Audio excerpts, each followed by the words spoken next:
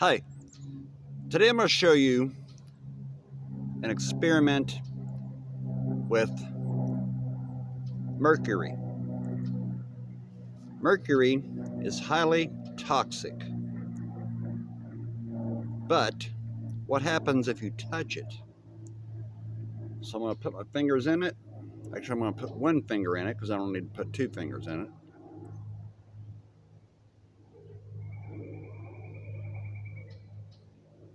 It's a very thick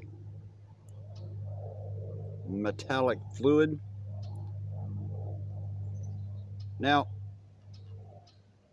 just by touching mercury, you would think that it would harm you. But it's not going to harm you unless you have it cut or something like that on your finger. Mercury will not penetrate the skin. So, by touching it, you are completely safe, except do not ever breathe the fumes from mercury.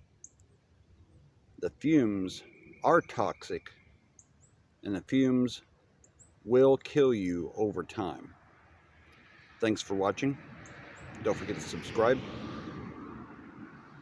I'm outdoors, so I'm in a well-ventilated area, and I would never do this inside. And I'll see you next time.